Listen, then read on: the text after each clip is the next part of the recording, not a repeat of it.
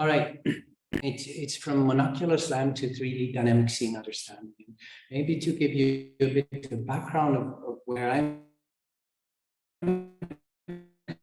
coming from here. We've worked for almost 2 decades now on the topic that we started in 2005, working with the company Daimler. We put cameras into cars. We started filming the action in front of the scene. In front of the car, and then we started trying to reconstruct the 3D structure and 3D motion here color-coded in red in order to distinguish obstacles, to predict their motion, to anticipate what's going to happen next. And then at the time to send out warning signals to the driver or possibly engage and actively brake to avoid the accident. But as you know, self-driving cars is a hot topic, but it's slow in the making, slow in the coming, and people are waiting and waiting for the self-driving cars. What I see, though, is that in recent years, the topic has been picking up momentum again. We see a lot of legislation being put in place to support self-driving, a lot of technologies, different levels of autonomy hitting the markets. But the biggest challenge, in my view, that prevents these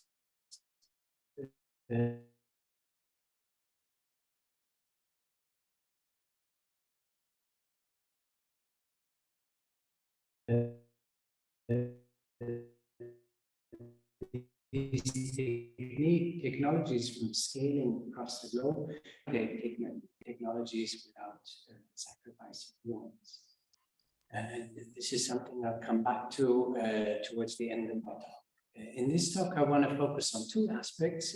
One is on how to develop, in particular, SLAM-like techniques to capture the 3D world. And secondly, how to capture the dynamics of the 3D world, how to capture how humans actually drive. Something that I think is very important for self-driving cars to engage with human drivers. Well, SLAM has a long history. We've already heard some of the pioneers here, people like Mark, people like Andrew Davison, many others. You know, this is one of the even older pioneers. He's older than you, I think. This is very old. Prof, 1930, before the advent of computers, and he showed this classical result that if you observe corresponding points in pairs of images, you can recover camera motion and 3D structure. And this kind of paved the way for later 3D computer vision, for all the techniques that ultimately led to things like bundle adjustment, etc. I don't really talk about bundle adjustment, but maybe 2 short advertisements, if I may. We've been doing a lot of work in this area of developing novel numerics for accelerating bundle adjustment, for making it scalable, also for making it significantly more memory efficient. This is work by Nico Demo and collaborators called square root bundle adjustment. And sorry, it's a bit small on the screen, but there are significant improvements in accuracy, speed, in particular, up to 42% faster than existing alternatives. This is a follow-up work with Simon Weber and collaborators, and entirely new way to numerically solve features. We call it power bundle adjustment, and here's where the benefit is it's faster and it's also significantly more memory efficient, 5 times more efficient. What I want to focus on in this talk, though, is real-time visual SLAM, or structure from motion, as it was originally called in the vision community. Some of the first real-time capable methods emerged around 2000, and some of the pioneers behind these works are here in the audience, people like Andy Davis and others. A lot of these works actually follow very closely in Krupa's footsteps. They extract points, they estimate correspondence between points, and then they reason on camera motion and 3D structure. So this is what I would call the classical pipeline of multi-view or 3D reconstruction. One of the shortcomings is that you typically make mistakes in the extraction of points, in the identification of correspondence, and most methods have a hard time recovering from these errors.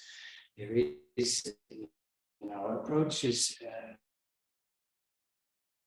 to ransack, etc., to re-estimate correspondence, but some of this as well over the last years, starting with techniques like LSD SLAM, is that we go straight from the raw sensory data, the brightness values of your camera, to a reconstruction of camera motion 3D structure. In the end, we also reconstruct points. But the key difference is that the loss function that drives everything is brightness consistency. It's not the reprojection error of points, but it's an error that is directly defined on the sensory data, on the brightnesses. This was LSD SLAM, to my knowledge, the first real-time capable large-scale SLAM method that could reconstruct not just a desktop environment. This was done, for example, in PTAM, really nice work by Georg Klein and David Murray. But here you can see we can really take this outdoor and reconstruct with just one single camera, fairly large environments with almost no distortion. And this is all real time. The code is online if you want to explore it. But I think most of you know this. It's been explored a lot. People seem to like it. The next generation to LS 2018, so it's a bit old already. The key difference was that we here jointly estimate 3D structure and camera motion in a single Gauss-Newton iteration to make it real time. We have a window optimization over the last keyframes, and that makes it scalable. And as you can see, we can go with just one single gray value camera through a subway station, back around, loop around, and come back to where we started from, and there's practically no drift. Practically no drift here means you see the bicycle is reconstructed twice. It's about 2 or 3 meters of drift on a distance of hundreds of meters and thousands of frames. So we thought, can we evaluate this? How can we evaluate it? And I'm a big fan of real-world evaluations because we've seen a lot of techniques that work amazingly well in simulated worlds, but often fail miserably once you take them to the real world. So what we did is we recorded a lot of real-world sequences like the one you saw, and then we plotted the error in translation, rotation, and scale, compared to what is still to date one of the most popular SLAM methods, namely warp SLAM. And you can read these plots in many ways, but if you say, what is the error on the best 300 sequences, then whereas warp SLAM has an error of 6, we have an error of 1. So that's a reduction by almost an order of magnitude in terms of error. I believe quite a significant reduction, not like 2 or 3%, almost an order of magnitude. Similarly, if you want robustness, you want this to work on as many sequences as possible. If you say the error should be bounded by 2, as you can see, we can warp SLAM can track 100 out of 500 sequences, whereas we can track 400 out of 500. So also a significant boost in robustness. We carried, and so one of the endeavors in our research over the last years has been to kind of keep pushing the limits of precision and robustness. And there's many ways to do that, starting from DSO, for example. You can infuse it with inertial information. This is work from last year at ICA. Lucas Stumberg, he calls it DMVIO. And here you see it's one single camera with an IMU, so much like what you have on a smartphone, right? We go up a flight of stairs, and then you see on the bottom left, we go into a tube that takes us 3 floors down. It's pretty dark in the tube, practically no visibility. Still, the system, using vision and inertia, is able to very robustly and precisely track this visual inertia system. And then we can go back up 2 flights of stairs to the 2nd floor where we started from, go back into the room where we came from, and you can see the drift is very small. And this is just using a standard camera, and I believe unprecedented in terms of precision of visual inertia. So we thought, how about we create a startup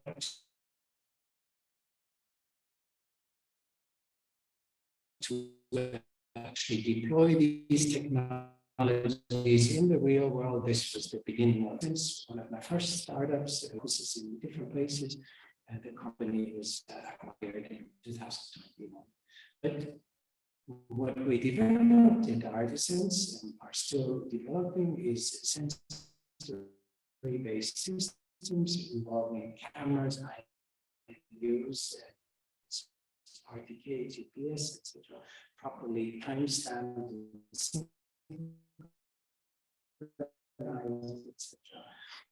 And then the spatial AI or the process of this data to generate large-scale maps, etc. Here on a whole fleet of cars, and we have 8,000 kilometers. And we can, as you see, semantically label all of this, distinguishing drivables, area, size, cars, with buildings, on a very large scale with very low costs. Just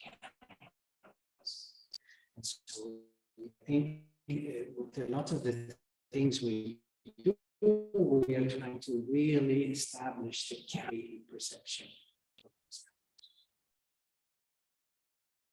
You saw we can tap into deep networks to extract semantics. We can also tap into deep networks to build better. In retrospect, the name was very badly chosen because it's called virtual stereo. It's a monocular approach. It's often cited as stereo in the literature, where it uses one single camera and basically hallucinates the second camera using a deep network.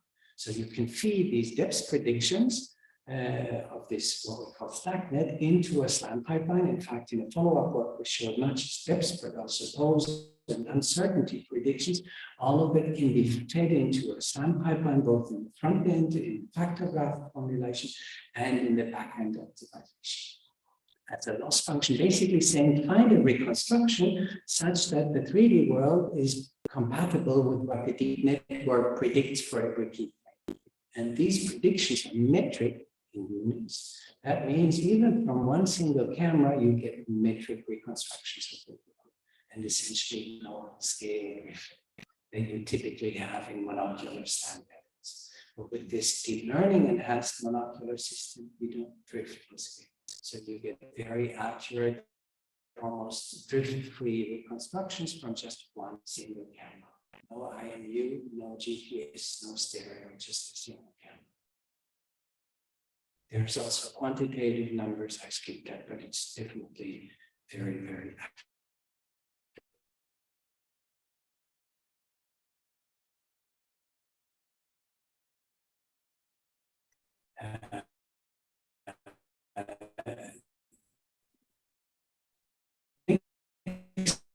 We looked into, can we use deep networks to actually generate dense forms? This is almost photorealistic, fairly dense reconstruction of the world. Now, if you think about it, sure, the point cloud you see here may not have the same precision as LiDAR-based point cloud, but I would argue it's sufficiently accurate for driving. And so the question really is, do we still need a LiDAR to sense 3D if just with a single camera I can get these kinds of dense reconstruction? And I get the colors. I mean, you have the camera anyway because you need to read the stop signs, etc. So once you have a camera, you can use these techniques to generate kind of digital twins of the world that you can also then use for testing, you know, cars in a reconstructed 3D world that matches the real one. Felix went a bit further, and this is kind of density-based approach. It's a little bit inspired by NERF, but it actually learns from data, and what it learns is to predict from just one single image a full 3D reconstruction of the scene. So you see it here, what we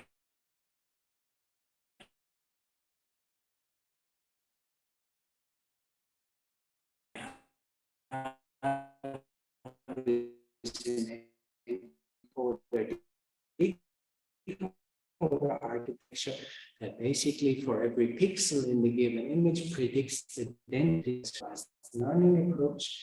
And so you don't need ground truth, and you can train. Basically, what allows you is it allows you to reconstruct even the unseen areas. Here, pixel NERF doesn't do that. Or monodepth 2 also doesn't do it here. You see monodepth 2, it can only predict the first depth value, not where only where the car starts, not where it ends. Right?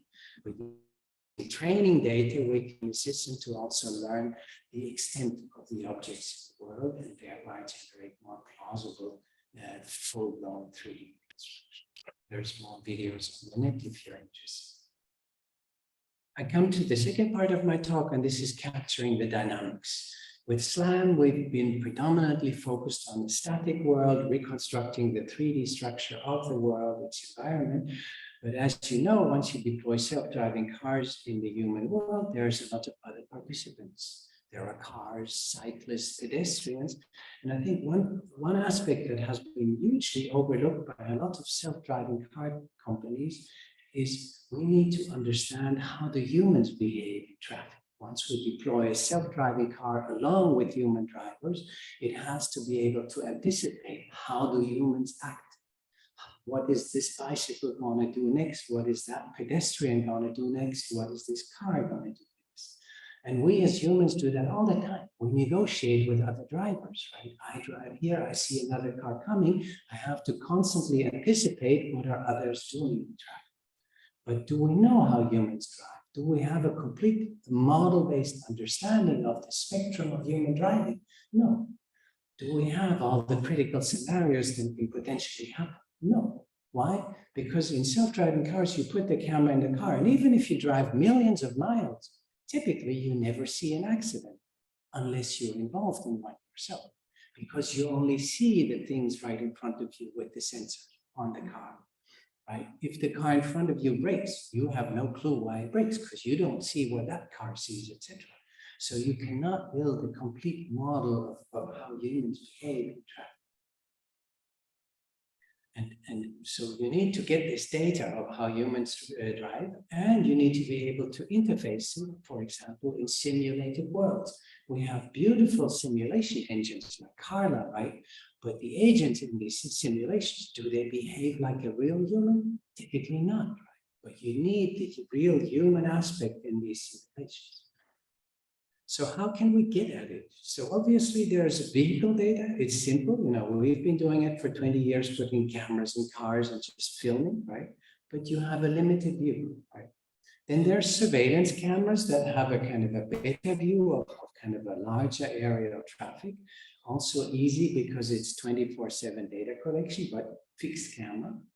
And then we have aerial imagery where we can actually take drones and fly over critical areas like intersections, etc., and record. And this is what the company Deep Scenario has been doing. It's another startup that I've helped create. They just raised this year, the first seed funding, and they're now building a tech stack, and this is what it looks like. They first reconstruct the 3D environment from static from images, classical computer vision, 3D computer vision, and then we detect the cars in the dynamic objects, cars, cyclists, pedestrians, everything in this environment. And then we can take all of this data, and these are 3D detections, not 2D, but 3D bounding boxes. And then we can, you know, for all the objects, we can map them into a simulated environment. Here's some examples of what they've achieved. So there's 3D data extraction, and you can see it works on a very large scale. We can track hundreds and hundreds of cars. And note in the center here, there's a small car that's trying to merge into flowing traffic. And it's not easy, but you see, we get all this data, or here, other examples, see in the center, the car, what it's doing. It's pretty crazy, the kinds of things you see when you film critical areas from the air. Here as well, you know, if you look in the middle, there are pedestrians, there are persons moving, there's bicycles moving, the cars are trying to turn, right? And you see this big truck, the yellow one, it's kind of more aggressive. It just turns in between the pedestrians and cyclists. The car here lets the cyclists go by. You know, it really shows you in great detail human behavior, you know, how do cyclists behave, how do cars behave. Here's more examples of chaos at an entrance to a highway, right, where we can really extract information about not just the average human driver, but the whole spectrum of human driving, and including accidents. See here, for example, on the bottom, there's pedestrians crossing. The car moves, then it stops, and the other car, in the aim of trying to clear the intersection, just crashes. And so we regularly have these critical scenarios of accidents, etc., that really capture the full spectrum of human driving. Or here, a very interactive turn where a straight-going car goes right in between the turning trucks. Right? And so you see, we can track the whole traffic at very high precision in 3D. And so this is what a deep scenario offers, not just the tracking, but then in collaboration with DSpace, we're now in the process of feeding simulations with the data that we extracted. Really real-world physics-based sensor simulations like this one, where every agent that you see here is an actual human driver, right? And you can simulate the visual system, you can simulate LiDAR, you can simulate all sorts of different sensors at different day conditions, etc., just from the data that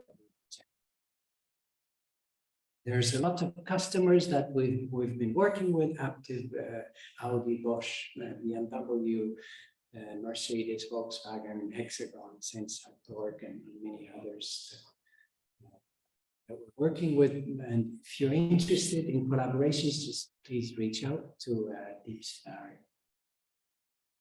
So I think we're getting to the end of my talk and to the lunch break.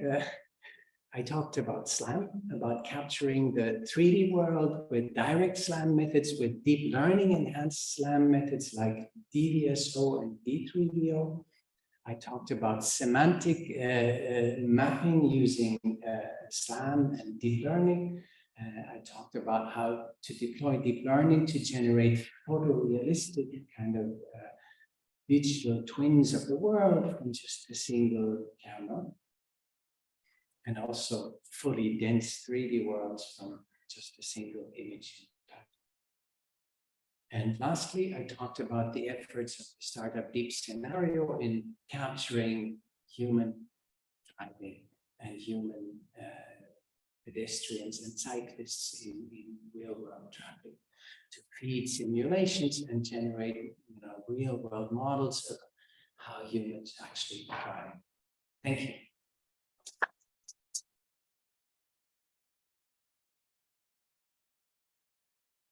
Thanks for the great talk from Professor Daniel Cremers. So that anyone has questions for the talk?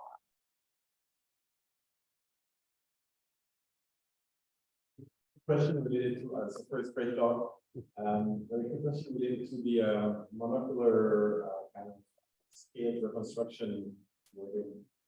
For cars, I see this working usually because of the high level ground and fixed and so on. Have you validated that scenario also for more, let's say, a head-worn camera or like handheld scenarios? So that's a very good question. As I said, you can recover metric reconstructions and the scale from a single camera. In textbooks, you always read that it's not possible. Once you train a neural network, you can do it. But obviously, there is the aspect that it depends on the training data. You have to assume that somehow the world that you're recovering is in some sense related to the training data. So we found for self-driving cars it works. We found it generalizes. You can train it on Kitty and apply it to cityscapes. So different city, different sensory systems still deploys, still works. But there is some degradation when you take it from Kitty to cityscapes. The performance goes down a little bit. And when you take it into a completely different environment, say head-mounted, we've tried it, the performance also goes down a little bit, but surprisingly, it still works. Why that is, I don't know. So there is something that these networks extract from self-driving scenarios that seems to still apply to other environments. But obviously, you can expect the more different your environment is from the training environment, the more it's going to break down. The nice thing though is it's all self-supervised learning. So you can just easily retrain in your environment. Okay, does anyone has other questions? Okay, thanks for the great talk for the. Thank you.